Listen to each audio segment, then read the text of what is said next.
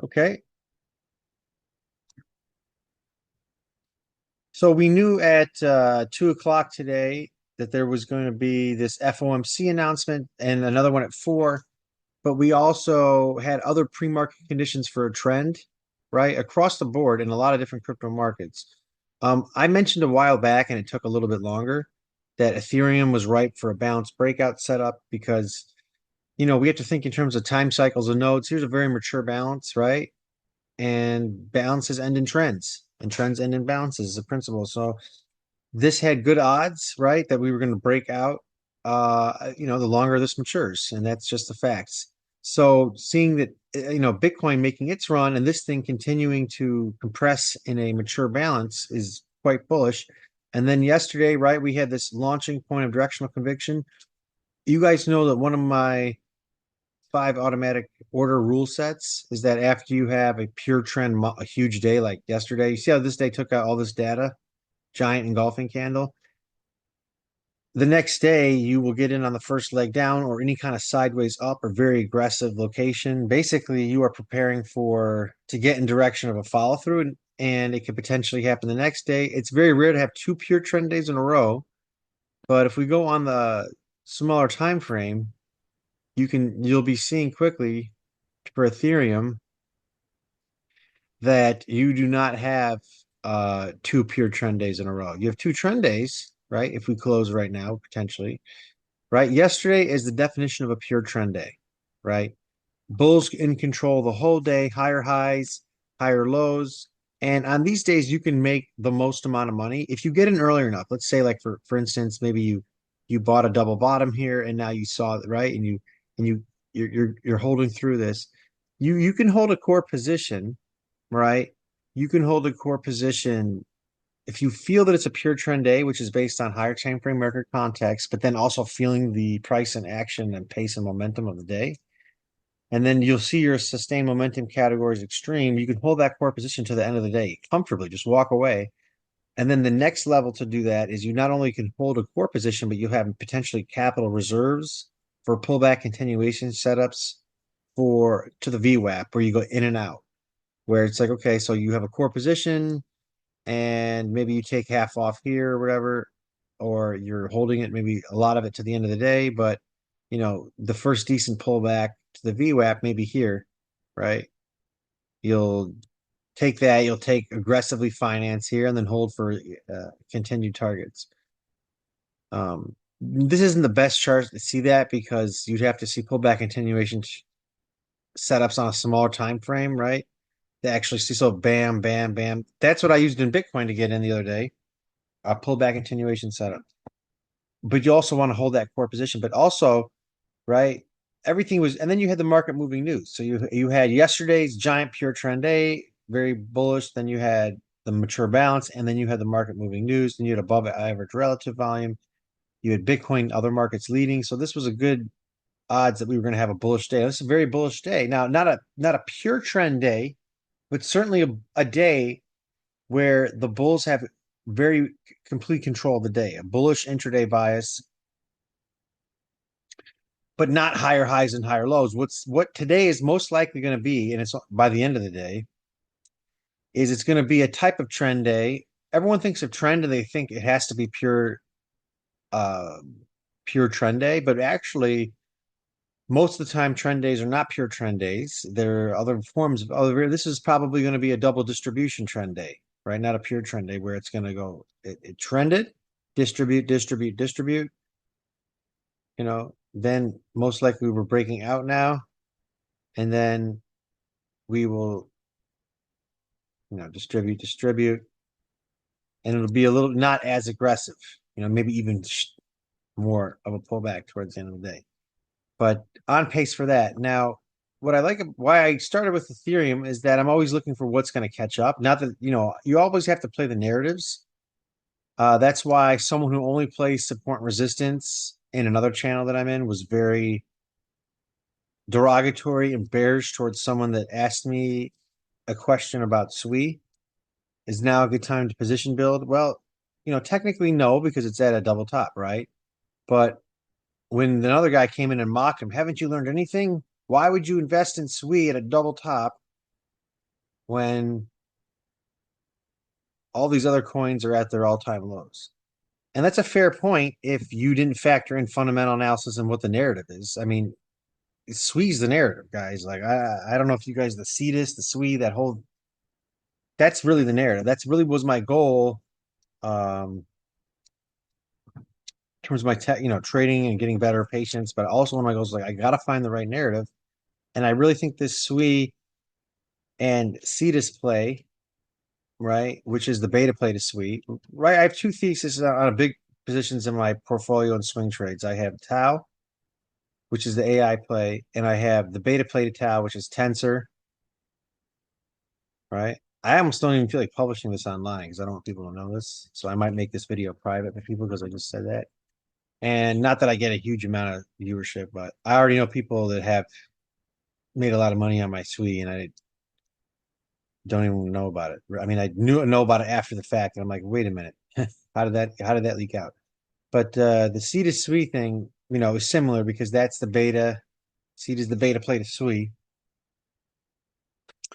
And this is a very fast blockchain, and it seems to have the right backers. And other ones from last bull run are simply lagging, even though they have on paper the right partnerships, better fundamentals, possibly, but they don't have that narrative hype. They don't have the marketing. There's the frenzy factor, like for example, LTO. Rick Schmitz is got deals with the United Nations ongoing right now, and various governments and businesses. So to integrate the LTO technology into RWA. And why? I mean, why is it still stuck at 12 cents? It should be over $1. Really, it's really undervalued. It should be at $10, but it hasn't even gotten past 67 cents last cycle because it's just not, it just no one knows about it. It's under the radar. So this whole idea that you only invest in coins because they have good fundamentals, that's like, look at Theta. Theta has probably the best partnerships out of any company. If you just look on their website, who they're working with is the top of the top. But they just, I said, Mitch even was like, I started this thread on our Theta Telegram group, and Mitch Liu, the founder of Theta, the programmer, is on there. He doesn't barely speaks on there ever, but he actually thumbed up somebody's post on something I started. I basically, you get kicked out if you FUD, but I made a fair point. I said, Theta, really great partnerships, horrible marketing. That's fair. It's like if it had great marketing and great partnerships and still was at $1.20, that I would be more upset. I mean, it's not even on Coinbase, just like LTO. So that started this whole thing where it's like, hey, we shouldn't even be marketing right now because it's not even at its full, it's not fully integrated yet. If everyone knew about the mobile edge, if everyone knew about the mobile Android edge cloud, so you can download T-Fuel and run networks, and it's very buggy, we would lose a bunch of clients. But it's like, well, still, but people are making money on it, and I mean, I'm not even using it really. I can't believe it, but I invested enough in Theta. I mean, I staked the damn network and I'm holding on to the crap. So, and I bought more, which I'm really shocked that I bought this much more Theta this cycle. Stupidly, I should have bought more SUI. I just didn't understand it enough. I bought a lot of SUI, but you don't really know what is going to be. So hindsight bias can kick in. I mean, this Ito thing's popping. This is another play I was talking about, which is a category of the high betas, like I just mentioned, but this is not the AI RWA. This is basically a micro meme coin. I'm not a big fan of meme coins, but the right ones at the right time. Let's go take a look at it. So yeah, I mean, I got excited when it went down enough, but you got to remind yourself if you only trade support and resistance levels, which we don't teach, then you would get in. But at the same time, remember when things switch phases, they go into things don't go from an up cycle to a sideways cycle, then to a down cycle, and then they would go straight up again. And most likely it goes into another sideways cycle. So that's another thing that can calm you down. But still, I don't mind sitting through this, whatever. And it is doing very well today, 41%. I wouldn't be surprised if we by tomorrow can possibly go up and even have a dog leash up here to this moving average, the 40.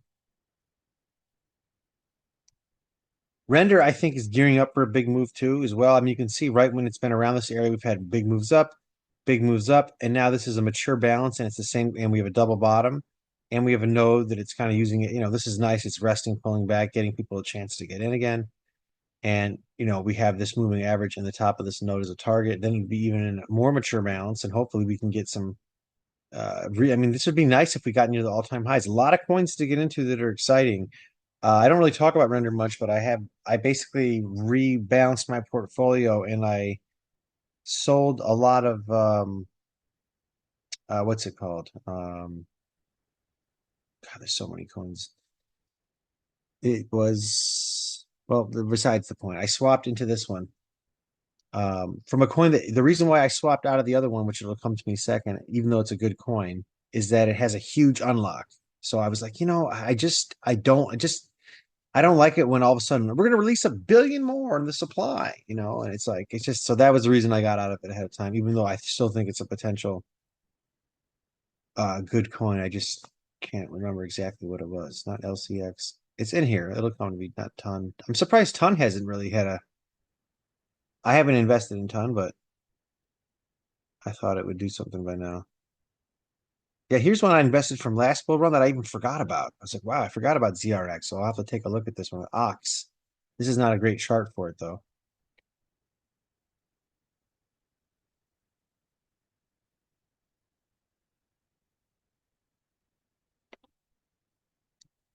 Oh yeah, it was INJ. That's what it was, I believe. Yeah, I think it was INJ. No, I'm sorry. I know exactly which one it was. It was Tia. I sold out of Tia, which I like this coin. I just didn't like the supply. And that's when someone else asked me that. But I mean, nice, you know, 3x back up to here. So if you wanted to see this as a giant balance, let's see who's in the room. Yeah, four. Yeah, here we go.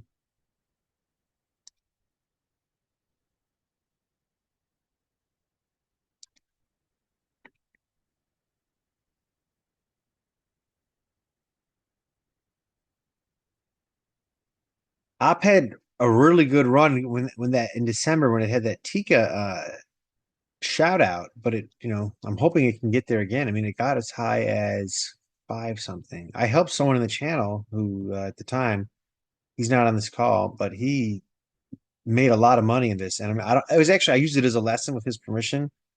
Um, I don't know if you remember this, but basically the guy had a lot. He had like over $10,000 worth around here, which was like enough for him to pay for his whole kid's school year. And he got the coin for free anyway on some airdrop. And he says, "What do you think?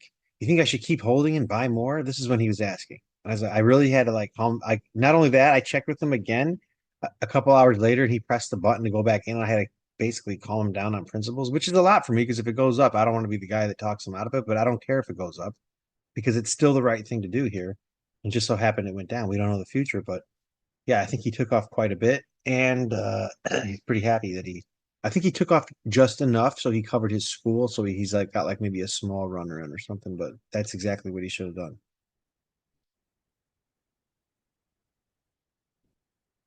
I'm staking theta to get T fuel, but first I've stupidly invested a lot in this coin on top of it last time, and I'm sitting on it again. And I think I recently swapped this for something else. I can't remember what it was for. I not ITO, maybe. Oh yeah, I added it to Tensor, right? Um, yeah, this hypertensor is the beta play to Tau, and it is recovered very nicely. This is recovered very nicely. This is probably going to break out soon because of this reestablishment of the big picture bias. Boom, boom, boom, and looking very good. Yeah, when it was here, I was warning people that it didn't even quite even get to there, right? This is the problem with like just setting like I'm gonna sell when it gets up to here. Well, I tell people it's not a bad idea to have like a target as an all-time high, but I say you have to also see how it gets there. And let's just say you had that and you saw this top pulled back, now double top, can't go down, now double top, triple top. If you don't take profits here, just you have to sit through this type of stuff. And some huddlers would be like, this what if this eventually breaks out in a month or two? And they'll be like, see, I told you. But I'm like, well, what if you're a trader? And I used the example of the SUI. I have a portfolio. I also reloaded a trade at a portfolio level as well. So as this came up here, I took off half, and some people in private that were trading SUI were like, "Do you think this is going to go higher? When do you think it's a good time to get back in again?" And I believe when I was telling people, let me just get rid of this to take off half. Um, let's see if they're on this call. They're not on this call, so that's fine. They don't mind. I'm not going to say their name, but as I was telling people to take half off here, because from a portfolio perspective, right, we went from here, now we're at the all-time high. Just we have to just reduce risk here. It's not about if it'll break out. I mean, I posted stuff that I think if it had the market cap of Solana, it could get like maybe to $30, so, and that's a possibility. But why not? There's a story and a narrative how it gets there. People think these things. Why sit through so much pain, and why sit through something that might not happen? For sure. So for sure, the only thing that I can say for sure is that there's uncertainty, right? That's the only thing we know. We can only play odds. So at that time, at this level here, right, I thought about giving a signal for a trade or reload, but at the same time, I knew a lot of people were holding a portfolio, and we went pop, pop, pop, top, top. I mean, is that really, you know, principle based to reload half your portfolio when you're supposed to take off half here? Now, for a day trade or a little position trade, swing trade, that's fine. Not really a position trade, but a swing trade you could hold for a couple of days. But most people that are asking me that aren't in that position. Now, what happened was, right, we had a great move up. Okay. And that person said, see, I told you this was, I should have reloaded the portfolio here. And I say, really? Because I know what you're at. They wouldn't have sold anything up here. Not like, if you had the if you had the awareness to be like, okay, my portfolio and position trades that are more down here, I can hold through possibly this. But if I'm going to reload here, this is going to be a swing trade because there's so much volatility risk because I'm so close to this, right? So why would this? I'm not cool with sitting through this. Now, when I told people to reload for not only a day trade, swing trade, but even a portfolio reload or position trade was here. This was better for me. This is when I felt comfortable with it. Not only was it lower than when this guy wanted to, they had maturity of the balance. It had a needed short-term bias to relieve some pressure. Things just don't go up forever. And this was multiple weeks. This is an intermediate term downtrend. This intermediate term downtrend was now seeing signs that it was oversold. The CCI was hitting the minus 200, and it was coming into this structure here, which is this trend, right? We have the big picture bias now. The intermediate term was down. Now the big picture is up. It was bullish. And the short term was neutral because we were just going sideways. Then it made the price pattern of the double bottom. And even if you didn't have the guts to buy here, which you should have, if it popped back up here, you get action reaction. That's the second best entry. And then the rest is, history. Bam. That's what I did. And I have a runner in for that. And I'm really happy with it. This was a great trade. I think this was even 13% just to hear something like this was crazy. So really good trade. Very easy to trade because I'm in so much profits and I really pushed in heavy into here. So I'm trading kind of from a very free place, and it was a nice double bottom. But here my gut was, oh, this could work, but it's just see how it's uglier. It's not. It's got a zero line reject, but it's just you're still in this chop. You do have the moving average, but it's still rising in agony here without some type of wide double bottom and an intermediate term downtrend to relieve some pressure. Now that is way nicer. Did I know this pattern was going to manifest? No. The only reason I was able to do it is because I didn't necessarily. What if I got really FOMO and said, "Oh, I'm going to buy a bounce breakout," and then I put everything back into it. And now I'm sitting through this, and I can only see it, but I can't do anything. And that's why you have to have patience and be okay with doing the right thing, even if the low odds scenario occurs. And the low odds scenario is a scenario that you can't bet on. I can't buy up here, even though it could go up higher, because I don't buy at the high of the day, a high all-time high. It's all that type of thing. Now, someone who's a huddler say, "Hey, I'm okay sitting through all this." Well, because they're nervous. Well, that's fine. I look at this every day. Okay, so I get that, but still, I can't justify from a risk perspective when you've made this much money so soon, not benefiting from this somewhat. Because while SUI is the darling, let's go to a coin that wasn't so beneficial that everyone didn't think would retrace real quick, which I've also invested in quite a bit. And this person also said to me, "Hey, should I sell all my Ethereum and go into CAS, even though I have a bunch of CAS?" This guy's a CAS whale. I said, "No, it's not good. Um, you have to have some type of Bitcoin, Ethereum conservative bet. Even though Ethereum's an altcoin, at least it's the most conservative altcoin that may surprise people. I mean, why would you take a bet on any of these firm specific coins, even if they are the narrative, where you would liquidate all your Bitcoin or Ethereum and go 100% into a high beta? Now, let's look at Cask when they were having that same problem. I warned him on this triple top. He said, Cass is looking strong, meaning, oh, I feel great. I'm really glad to be holding this. The counterintuitive thing is, Cass is looking strong. I can't wait to sell something. He doesn't have to go all out. He's not a trader, but 50% move your stop to break even. That was a huge win for him. And why look at this? This is ridiculous. I mean, are you okay with seeing something go from almost 21 cents down to 12? And I'm not, okay? You know, and then you miss out on the beautiful wide double bottom, right? Just so you know, when you have a huge buying tail, the ideal entry is halfway statistically between the body of the candle and the end of the tail. I mean, it even works on the daily. The hardest thing though is when you see something like this and you see it and you think like, oh, should I get in? But it's so choppy, right? Just if you have the patience, this is when you could actually put in just a resting order, and you might not get filled, but that's just the general principle, that if you go halfway between here and here, you know, it's the best trade location. So, right, even Cass here making that double bottom, but it's just crazy. Everyone saw this. Why? How could it possibly go back down to 50? Because it's a super volatile speculative coin that when everything else was tanking, this actually had relative strength. So that person got you know, euphoria.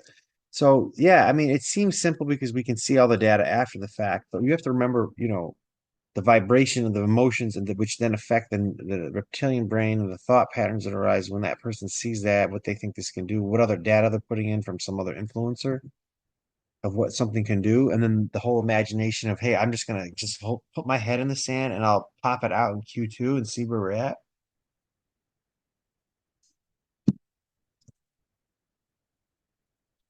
But then what I did for that person is I did the mathematics of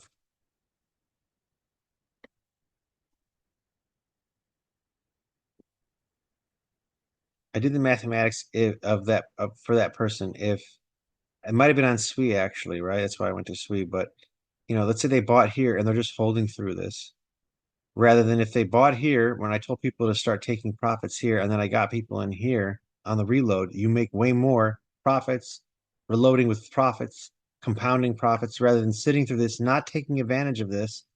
Advantage opportunity gone, gone, and then sitting through, oh, back again. And then basically you have to sit through months of potential. So when I did this for them and I sent the picture for them on a napkin, they were like, whoa. Um, and then they responded, but I'm too nervous to get in to do this. And I'm sometimes if I am at work, I can't look at your channel. And what if you give a signal and it's not there? And so there was all this fear-based stuff. I said, yeah, but I mean, you know, right? So I have to say, like the principles of what you must do, which are completely relayed in this channel many times with different things and whatnot, and repeated, is one thing. But then, like the human condition of like, I just, you know, how much do you want to spend your time scanning in front of a computer all day? Do you have other things going on? What's your psychological state? Like I'm pretty euphoric right now, and I haven't been able to sleep for a lot of different reasons. A lot of it's some big moves in SUI. and some other position trades I made, and even trading well in Bitcoin, but losing and even Ethereum, ES. But the idea is that, very much the signal of the day, right? The rule was that, oh, you shouldn't have moved your stop to break even because you would have had all that. Or I saw this morning and it got close enough to the low of the day, like here, and I just was like, it's kind of choppy. But I was like, the rule is it's super aggressive right now with time frame alignment. You should take a trade here on full size and or at least the size you have because I still have a runner in for SUI and then give a signal in the channel. But I was like, you know what? I just am exhausted right now. I just didn't want this. My body just didn't want the stress because every time I put on full size, even if it's a good idea, I still get like a jolt. And I just wasn't doing really well. And I was like, it's just not low enough. And then, so that emotion happened. And then I was like, I knew it was going to work. And then up here, I was like, well, I said, I knew that was going to happen, but I just didn't want to elaborate. The whole I knew it was going to happen. Then I was like, oh, let me give an IBB then, the worst ones, right? Because the context is right for it because of the rule of like we had a trend day. So the next day you get in no matter what on a low.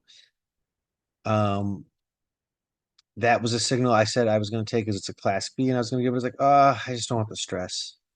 And then you missed that. And then I was like FOMOing. I was like, you know what? Fuck it. I'm just going to throw in not the whole thing, but 25. I was like, nope, I'm not going to do that. That was just the greed. I'm just going through the emotions of what happens when you miss something, you see something right. And then I was like, you know what? Do I not think there's not going to be another opportunity here? I'm totally okay with this going up today. I have a portfolio. I started to like counteract, like, it's okay. I missed this. It's okay. I didn't give a signal. I don't have to be perfect. I have a SUI runner in. I have all these cryptos exposed in portfolios.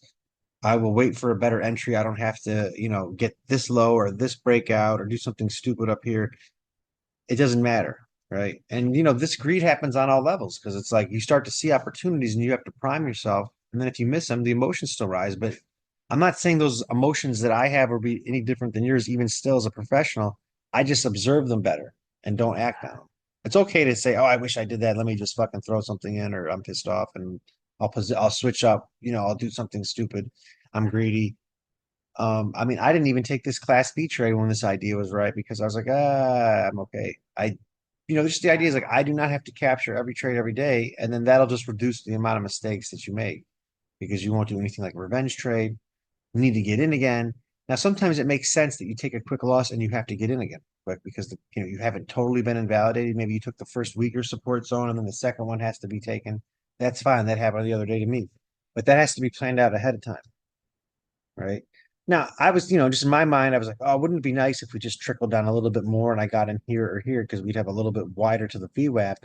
I didn't know momentum was really going to pick up, but I should have been aware that, hey, possibility of market moving news today could have got me a little bit aggressive here. But I always say there's financial capital in this game and there's also emotional capital. And sometimes they don't always line up.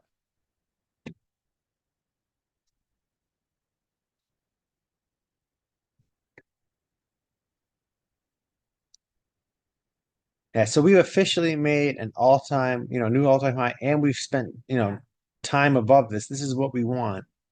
Um, and good odds that when this came back here, I gave a signal and I didn't describe it as a cup and handle because there's a lot of different ways to look at this, but you could see just very easily this was a cup and handle now. But the idea is that, just thinking on multiple time frames, when this price was down here, right? This short term was down. That's bearish, right? But it's also exhausted. And you could see that it was a zero line reject here, and it was multiple days down. And you could see that it was falling and struggling to fall further into support, which was this, and it wasn't just any support. It wasn't, if you just looked at this time frame, you say, oh, it's just bouncing here, and then this came down, so it's worth a shot. But this is more than this. This is the top of a bounce breakout of a giant, what you would call the cup, but I called it just a giant bounce breakout. And that's the big picture bias. And when you go down to big picture support where the intermediate and the short can be reversed, that's when you can get really big moves. And that was basically a major turning point that I called because, very important spot for Bitcoin because if that broke, good odds that we were going to have a pattern fail and that could really lead to something. But the higher odds obviously played out and it played out with abandon. I remember, yes. So I gave the signal to buy here with the daily and then the double bottom on the 15 or whatever. And the only mistake I made though is I had a runner at 75,000, and in my mind, I put that 75,000 in when I got in at 60 7. And in your mind, it's like, oh, I'll change it in a little bit. And the next day I was like, oh, I'll change it in a little bit. I just, you just don't know when these things moon. And, I just didn't think it was going to hit my 75. So when I went to see, I was like, what? Hit my 75 already? Because I would have just kept that sucker on for a while. And I would have been at 76. And that would have been really cool because then I wouldn't have felt any jonesing today that I didn't get to reload today. And it's just one of those, this happens to me actually. In terms of I don't really talk about, I talk about context because I want to teach the system, but I could also talk about execution because I don't know how many people actually do real day trading or trade. I mean, I trade every day. So I can tell you sometimes you may be in a euphoric state and you have a runner that you think's high enough, but you forget that Bitcoin can go crazy and then you're out of it and you're like, son of a biscuit, I was supposed to put that at 80,000. And so that's happened. What else can happen? All kinds of things. The other day, I thought my stop wasn't hit, and it kind of cost me from getting in again or whatever. Or did I get in? I can't remember what happened, but it actually was hit, which was a big relief because I was like, what the heck? How is this not hit? Talking to support, it just was an API delay, and I was like, went to my portfolio and I was like, wait a minute, my tether's back there. Oh, so I solved it myself. So these things can happen, this API thing, and um, signal delays, but so far so good. I have not been scammed by Bybit yet in terms of the API. Now, sometimes if you go to market and it's really mooning, they will really give you the worst fill possible. So I even still just put patience to have. I just put limit orders in, even if I want to go to market, because I'm just like I just put it in a little bit below and I just wait a little bit. Rarely does it not come back because this thing is so volatile; it just switches back and forth. And then, just some old cycle coins that I think people forget about is that, DOT is about to have their 2.0, right? I talked about LTO too. Their wallet's going to be released on December 5th. But DOT, right? That's the Gavin Wood guy. It hasn't got a lot of press like it did last run so far, but I guess they have a lot of partnerships. And apparently they have the most developers out of any project that uses it for development. That's a stat I saw recently. I don't know if that's true, but obviously I'm heavily invested in it, so I'm biased. But I mean, it's not a bad proposition if you want a coin that's been around for a while. I mean, it's not going to have that crazy volatility. It certainly doesn't have the narrative that SUI does, but it's not at an all-time high, and its highs were at 56. So, I mean, I don't even care if it just get to $40. I would be very happy. I've been staking it for years. I mean, I think I get a couple dot every day now. I would be happy with it if it even got to like $38. It doesn't have to even break it, but I mean, it could. Some people are saying with this 2.0, it's going to onboard so many people, we might see a dot run. If I remember correctly, let's go to the last cycle's run here. I don't have too much data from this Bybit because I don't know if it was past that or plus August, but you can see. Yeah, see, I'd like to see what it was when it was at. I just remember when it was at $1. It went so fast. It does have these crazy days where it can really take off. This was a day where it made almost 20%. Then it goes into a sideways phase, then it made another 20%. Now, I believe at the time it takes the one downside to staking on a ledger is that it takes 28 days to unstake it. So just be prepared for that. They had a vote that they were going to change it to 3 days, but I don't know if that went through or not. I'm going to have to do some research on it. So, yeah, I mean, where's everybody at in terms of their own trading? Does anyone have any questions? Is there any coins or projects y'all are looking at? It's okay if you don't. We'll just wrap it up. But that's pretty much what I had Oh to say yeah, for my review. I But I I I passed through the pretty much the same emotions that you listed. I kind of like did some revenge trading, if I can accept it. But I know there are good investments. There are it's not swing trades like as you did with Sui. Um, I somehow as well like mismanaged the Sui portfolio when we were at the call. Somehow, sometimes I feel like I think fear is the as Kobe mentioned in his post. fear is that object that you feel that is like so present and you crashed against it, instead of like focusing on success. But I mean, like, I made peace of mind with all of those decisions, and I know that this leg is just starting. It's not something that is already in exhaustion. Um, I don't think SUI is stopped. Uh, I think it was just like in as you mentioned, like making market structure. Hmm. I would be interested on rebuilding my position because I think I adopted certain signals that were not the most wise, but I think all these experiences, like when you sell too soon and then you see the coin like going Hmm. higher, and then rebalancing, it's something that okay, the chart is already have like a terrain, like sort of like a texture, and that allows a memory pattern to be developed. And I would be eager to see exactly it happen uh, hypertensor. Like I missed the dip, and I knew that I needed to have it. Like, but then again, like that's the main one that I just went ahead and put resources on because I've been studying the fundamental analysis of it, and it's not like it's actually a revision of certain aspects that were not totally taken into account in the development of BitTensor. So it would appear that the impression I have is that that's a very good project, and it can basically the potential could have the potential to flip Tau because it's a revised. That would be incredible. That That would would be be awesome. that would be awesome.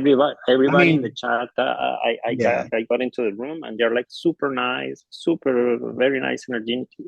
The community is very nice, and the Well, fundamental just analysis to make a drills. comment on Yeah, what you said, yeah, the advisor that I get that from has the same sentiment. yeah. Well, I mean, that's it.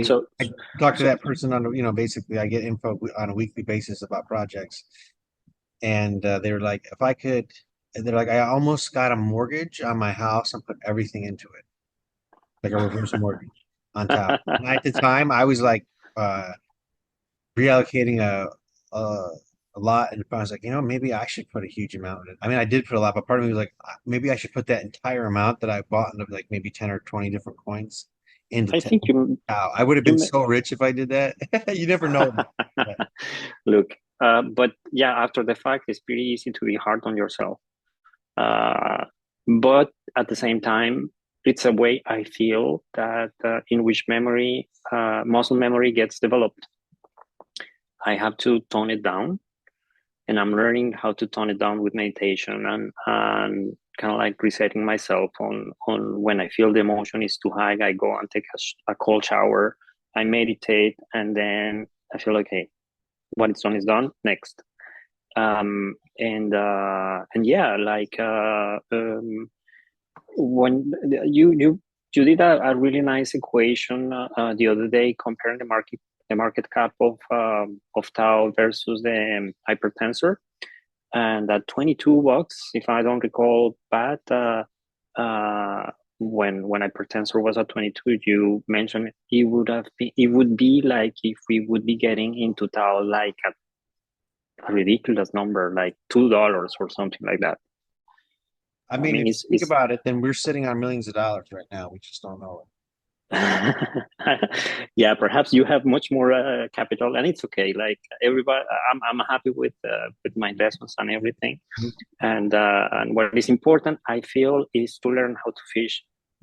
I think that would be the great heritage of all these efforts. Is like to learn how to use the tools and be prepared for, like perhaps when the market turns down, like we would know how to short. So Right. because it may happen. So it doesn't matter the direction of the market. But all this mini speech was to yeah, like I'm gonna patiently wait. I mean, I'm not going to get into SUI right now, and I have very little USDT. But I really want to rebuild the position because the narrative that you have showed us and these little print screens about the comparison of it against Solana is clear that something big it may happen there.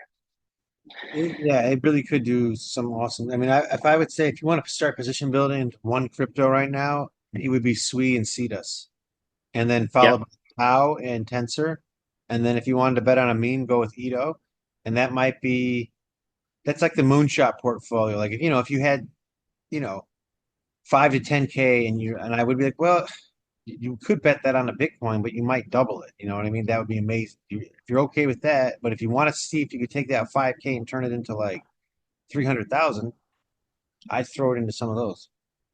yeah. I think that's a declination, as you mentioned.